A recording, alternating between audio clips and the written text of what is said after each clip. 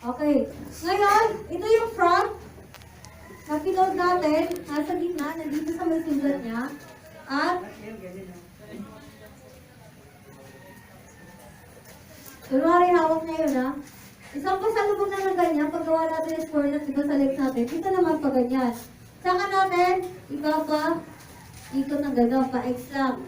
At, ilalagay natin sa level ng kilay niya. At, apply natin yung score na. Left over right. Right over left. Sobra tago. Pag masyadong mahaba, pwedeng i-tiklom lang siya ng ganyan at itatago natin. Pero huwag niyo lang kang samahin. Yan, nakaganyan lang po siya. Ito po yung ear and face bandaging. Next.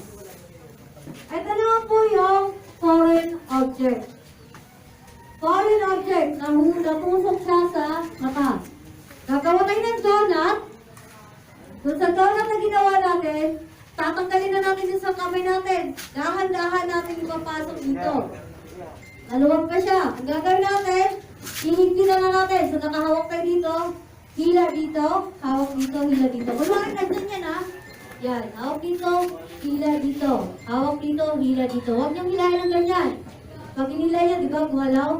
Kunwari nakaganyan siya. Pag hinila natin, gagalaw yan. So gagalaw pa rin yung nasa ilalim niya. Lalo siyang masusugatan. Yun, kunwari nakikita na natin. Natusok siya sa mata. Tatakpan natin yung kabilang mata niya. Kasi pag hindi natin tinakpan yung kabilang mata niya, may nakikita pa siya, gagalaw yung kabilang mata. Okay? So, dapat nakatakip. Ngayon, kunwari ay, andito yung mata niya. Lipat na lang natin dito. Tali natin sa gilid, pwede dito, pwede rin dito. Basta lang na sa gilid. Apply yung square knot. Left over right. Right over left. Sobra, tago. Ang tali ay nakamkaman, hindi maluwag, hindi rin masikip. Kaya yung sulat dito. Sa kanya. Sir, ulit lang tayo, sir. So, huwag niyo muna tatanggalin yan ang papaliwanag ko sa Emma. Balik tayo sa okay. So, bigitin nyo. Foreign object ay papunta sa kanan, papunta sa ilalim ng kilikili niya. Pag dito naman siya natusok, ang tali natin ay papunta sa kaliwa. Pag dito naman siya natusok, yan ang tanong. Paano ka diretso na lang? At, alagyan natin ang tali dito. Tuluyan natin, hindi joke lang.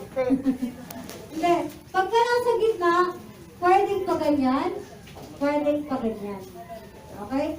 Kung sa inyo, saan mas malapit dito sa may kilikili niya, pwede nyo pa ganyan or pwede pa ganyan. Huwag nyo lang itatali ng ganito. Kawawa naman siya, lagyan nyo na ng tali pa. Okay. Kunwari dito sa kabila, sa kaliwa, ang tali natin ay papunta sa kanan. At tali dito sa gilid. Sa gilid, bakit tali sa gilid? Kasi para pag humiga siya, hindi niya madadalan, hindi masakit.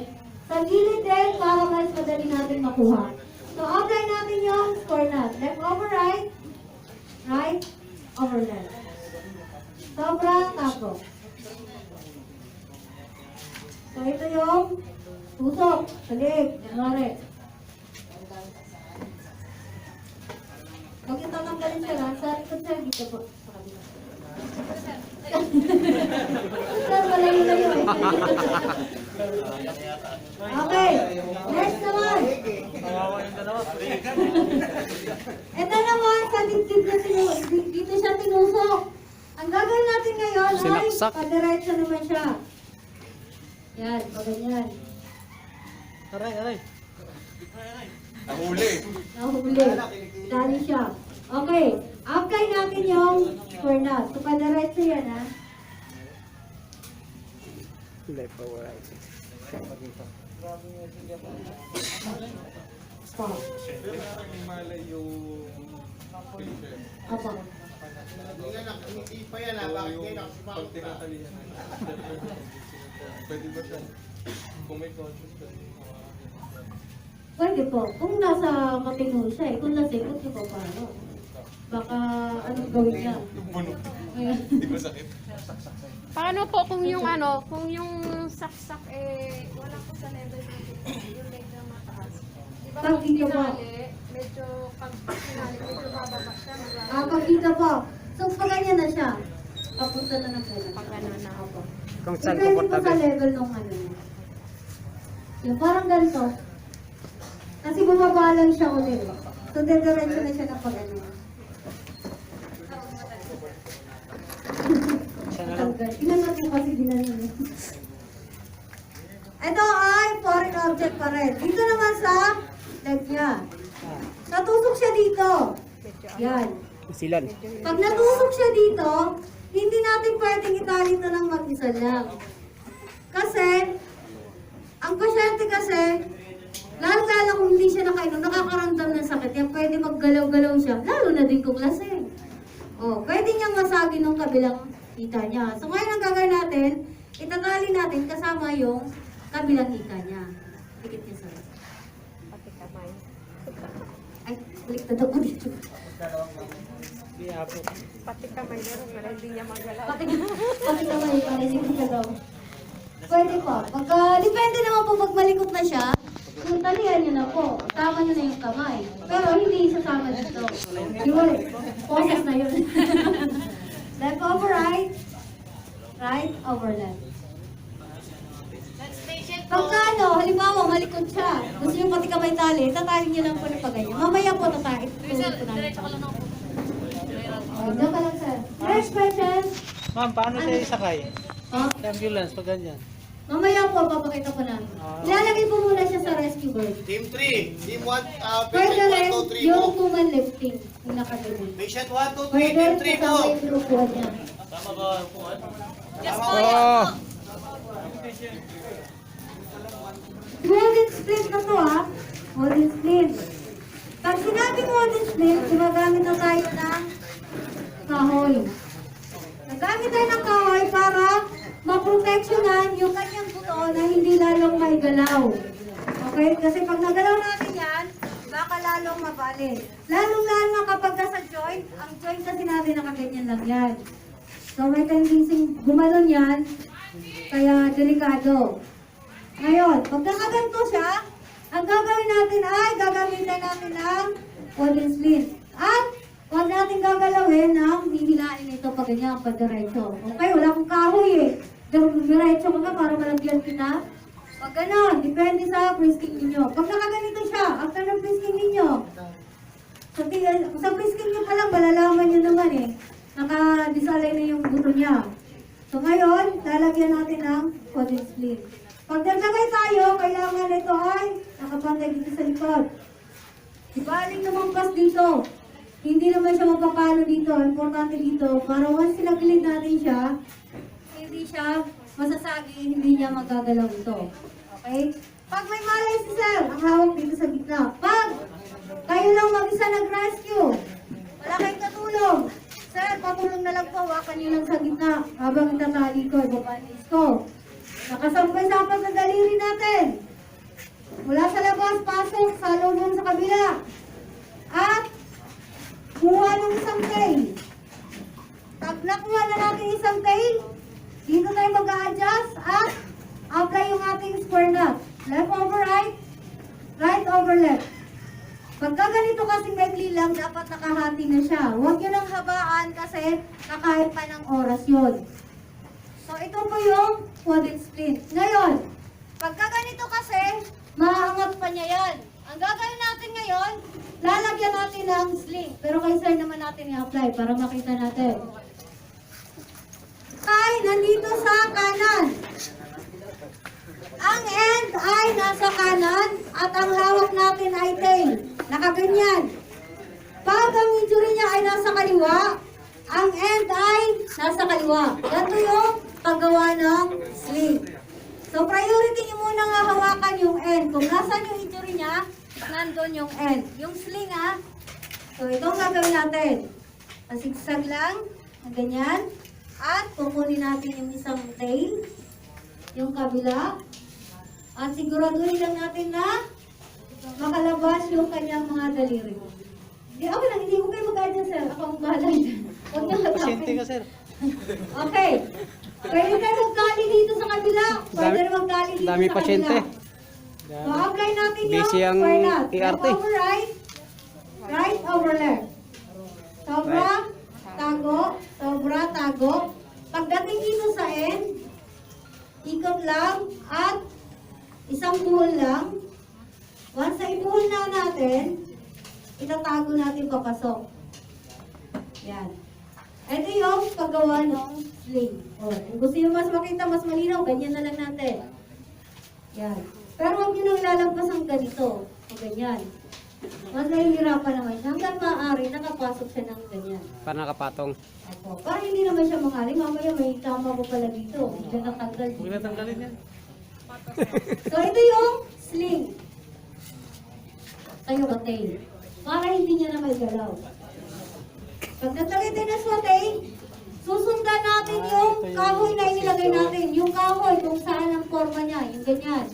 Susundan natin ang kahoy, doon natin siya ipapatong. At tali sa gilid. Apply yung square knot. Left over right, right over left, sobra, tago. May sling Pag na. mahaba, huwag niyo na paabutin doon. Eh, parang babae yan. Di mamaya sabihin, dinudukot Ginawa na niya siya yung- ano, zombie. Hindi dapat kahawakan. So, ito yung saute. Next naman, ito yung saute. Dito kayo, bakit kayo. Sutel. Next naman, ito naman ay nakaganito siya. Nakita natin nakaganito. Ang ginawa natin, ginanyan pa natin. Di ba tinakatin to? Ginanto pa natin. Nabali. Huwag yung gagawin po yan. Kung nakita natin ganito siya, masuportahan natin ang kahoy na lang. Yan. Tumula dito, pag ganyan, at dito. Okay.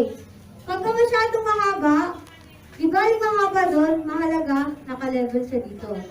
Kasi, pag tumagilid siya, hindi siya tatama dito. Pag gumalaw ito, pati dito gagalaw yan. Ito po ay nakaganyan ha. Hawak dito sir. Sa gitna. Yan. So, nakasampay-sampay na daliri natin mula sa labas, lalong-lalo na po sa babae. Pag ipapasok natin mula magagaling dito sa may, ano tawag nito? Sa may elbow niya. Sa siko. Tapos, hatak palabas, tsaka natin ngayon ilalagay sa gilid. Para wala tayong nahahawakan. Sa babae kasi, napaka-sensitive na dapat hindi nahahawakan sa itanong part. Kaya dapat nakalayo ang ating mga kamay. At dapat naka-gloves. Hanggat maaari. Pero kung nasa aksidente na kayo, alam ka naman umuwi pa kayo, ingatan nyo na lang, gawin nyo na lang yung tamang pamamaraan, hindi nyo siya mahawakan. Gawin nyo na, ibaba. Pero, wait lang. Pag nakaupo siya, nakaganyan baba niya, hindi pwede yan. Bababa yung puso niyan. O, pag nagbababa yan, pag nakahiga siya, syempre papantay. Pero pag nakaupo, nakapatong lang yan ng ganyan. Mabigat yan. Ganyan lang ba, sir? Ngalay ka dyan. Pero babae na gawin yung alay. Okay na, pupusukin mo na natin para umuwi. Itaas mo yung kamay. Dito pa rin na ako matagal. Ito naman, nakaganyan na siya. Nakaganyan. Sa kanya nakaganon ha. Ito naman nakaganon. Ang gagawin natin ngayon, magagaling dito sa may kilikili niya. Papunta dito. Yan. Sir, hawak niya sa kita. Ha? Ilang minuto? Saglit lang yan. Yan, dito lagi sa may siko niya. At saan ako punta dito? At kuha ng isang tape. At apply yung ating square knot. Left over right. Right over left. Sobra. Tago. Yan. Dalawa po. Nakatago dalawa. Kung lang po pagsamahan ko. Pwede nyo rin babaan, sir. Kung gusto nyo, nakaganon din. Nakaganon din. Dami ko ng pasyente. Saglit lang sa'yo, no? Pero mamaya patatanggal nyo para kung ipapaliwanag ko sa'yo. Ay, yung susunod. Pwede na dito. Asa na yung puwan natin? 5, 5. Oh. Susunod. 5, 1, 2, 3. Repeat na kupuan. Group 5 po yung mga hihiga na. Tatlo na dito. Yung mga iliga, yung gusto magpahinga. Nakahiga na dalawa, boom!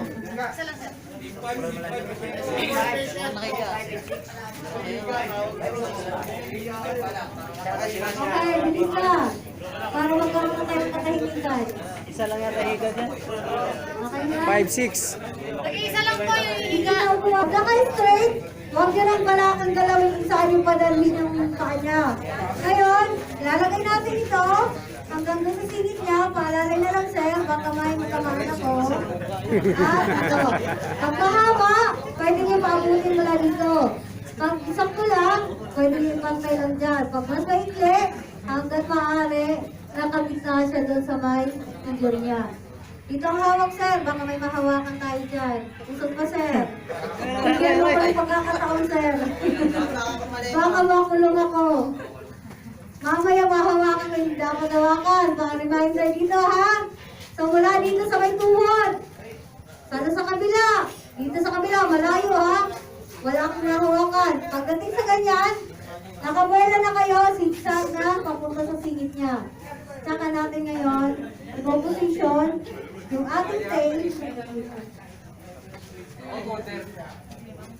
Okay na. Okay. Pwede yun lang. Tapos, yan. Lumapit na siya doon. Apply natin yung ating score na. So, wala tayong nahawakan. Nag-umpisa lang tayo dito. Pagdating dito, dito na tayo sa likod ng tali. Sa gilid. Yan. Huwag tayo magkakali na. 5-5. Andito yung injury niya, nandudun kayo sa loob. Laging nasa labas tayo magtatali. Saan siya? Andito siya sa kaliwa, andito rin kayo sa kaliwa. Okay, yan yung pa-straight. Okay, ngayon, mahiga na.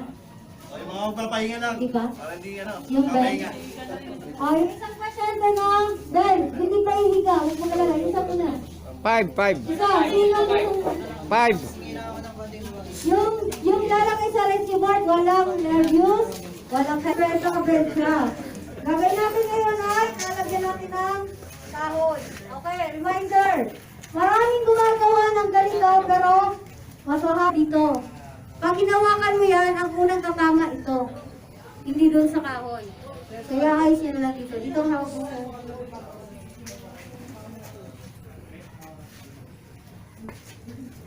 Okay, mula dito sa may tuhod niya.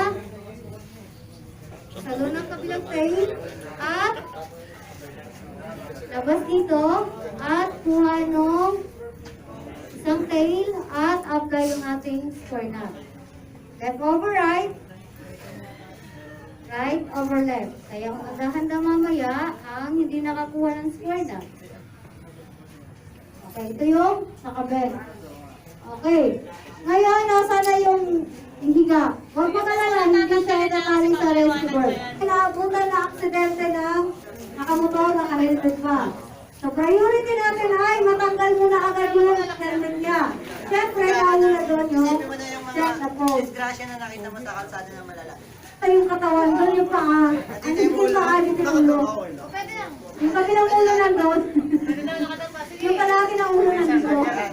Yan yung pinakamalala. Natulog lang ha. Wala akong matulog ha. Nasobrahan ng lasing. Okay.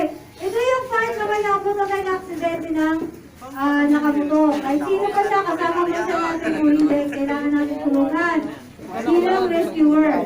Siyempre, una si-check natin agad ay kakarin natin sa kung may violation. Tap the patient. Kilala mo ulit, tagas kaya yan. Clear the area. Clear the area. Umayak kayo. Umayak ka tuturo. Umayak pa ako tuturo. Tapos, ang gagawin ko ngayon,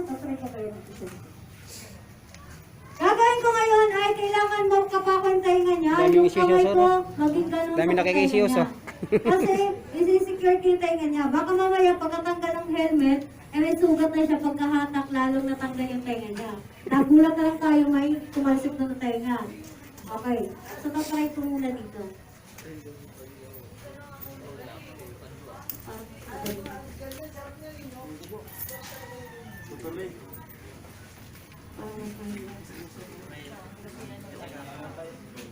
Wala na yan.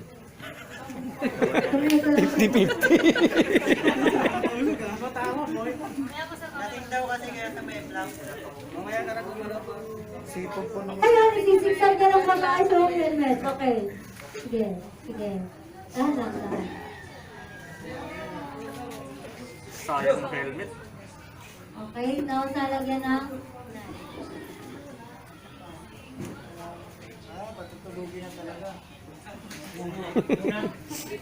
yan. Check natin yung pulse niya. Ngayon pwede na natin check yung sa mata niya saka yung sa breath niya. Pero mamaya na natin papakita yung dun sa frisking. Ngayon, kunwari, after na frisking natin, ang nakita natin sa kanya, ito ay George. Yan, nakabed siya. Pag nakabed, ayun sa kanya. Ito, naka-straight yan. So makikita niyo po doon, naka-straight. Ayan sa kabila. Yan. Ito, nakabed. Ito. Kaya pa, mamaya pa.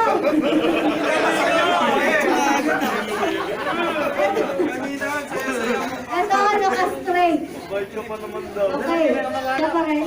Ayan. Ayun. Yung sa lahat ng injury, ay sa lahat ng aksidente, yung mga position nila, hindi naman ganun kasi ay na-injure agad.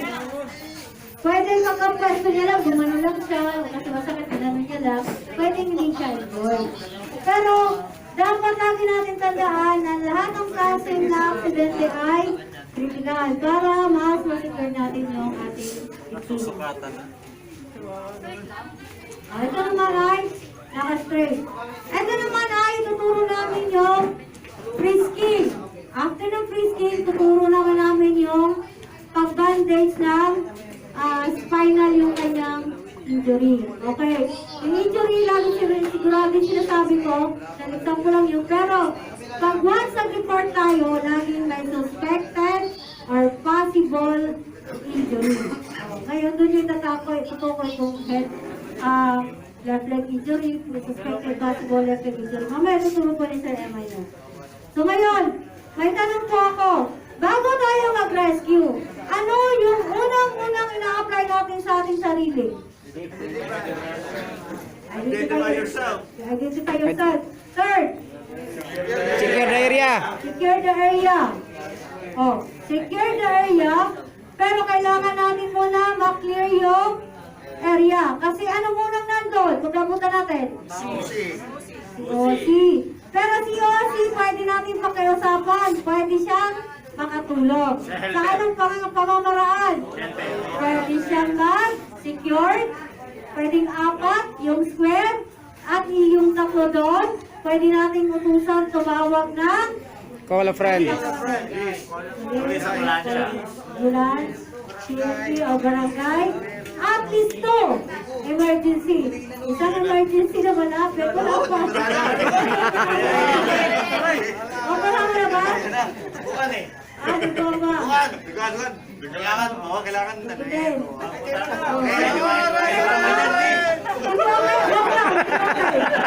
Nakapos na lang daw, pwede na kayo?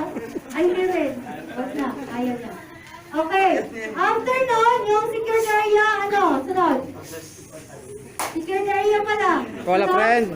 Call a friend? Introduce yourself. Hindi, wala. Assist the patient. Assist the patient. Okay, lagi namin tatandaan yun na.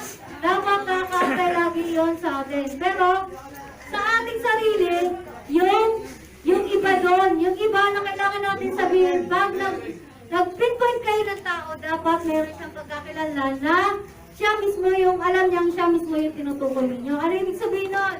Halimbawa, siya, kuya nakapula, naka-blondie ng buhok. Pwede ba kitang pakiusapan? Tawag naman ang ambulance po. Bilisan niyo po, balikan niyo agad ako. Ano lang. Yun yung pag-pinpoint ng tao. Okay. So, okay na, naka-apply na. Hey, are you okay, kuya? Okay lang ho ba kayo, sir? Ma'am, okay lang ho ba kayo? Sumagot siya o hindi, kailangan gawin natin yon. Pag nag-rescue tayo, huwag tayo mag-kwentuhan, huwag mag-usap. So, angat yung baba niya at dikit yung Teka. Para malaman natin kung humihinga siya o hindi. Wala na. Ganon. Frisking. Mula Tatawa- sa ulo hanggang papunta dun sa ilalim. Doon, dito. Hanggang masalat yun ang gano'n yun. O, pag inangat nyo, may dugo, ibig sabihin, open wound yun. May sugat siya. Kahit wala siyang sugat, dapat laging nakasecured yung ulo niya. Consider pa rin natin na critical siya. Kasi ang ulo yung pinakamaselan na part ng katawan ng tao. Dito, second. Sina-check natin yung buto niya. Baka may bali na rin dito. Dito. Risking dito sa may ribs niya. Sa babae, mag-check naman din natin dito sa pinakalubo. Pero hanggang hanggang maaari, pag nag-frisking kayo, naka-glove. Para walang masabing tao. Dahil ka ng babae. Okay, hanggang doon sa likod. Tapos dito, pagdating dito, pag ano lang, paikot lang siya pag ano. Dito, pwedeng pag ganon, pwedeng pag ganyan. Dito din, ganun din. At dito sa joint, pag kinapa natin yung joint, ganun lang. Huwag yung masyado na matignan, mamaya hindi na nadurog lalo. Tapos dito, dito, dito. Kung sa frisking ninyo, malalaman nyo kung nasa align pa ba yung buto niya. Dito, dito, at dito. Ganyan. Dito.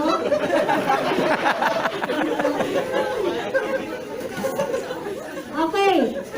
Ngayon, pero siyempre tatanggalin yung sapatos. Pero hindi na ayaw niya na gano'n. Lalagyan natin ngayon muna ng C-color. Ito. Bakit ganito ang suit ng ating C-color?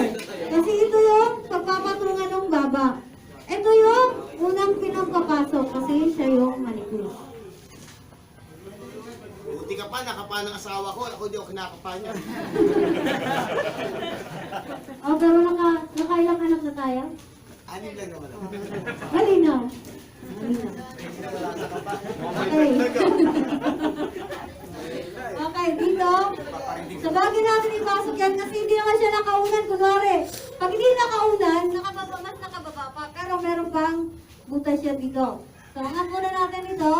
Pag umawak tayo dito sa baba, nakaganyan lang. Ganon. Huwag yung iganon. Mamaya sabihin, sinasakal nyo na. Patat dito. At lagay natin ito. Huwag natin masyadong huwag natin sisikipan. Kasi ipoforma pa natin siya. Pag ginalay na natin, ilalang natin dito. Tapos susunod yan, tatawag na ng yung punerarya. Yan, nakaganyan. Nakalak sa dito. Ay, nalagap pa.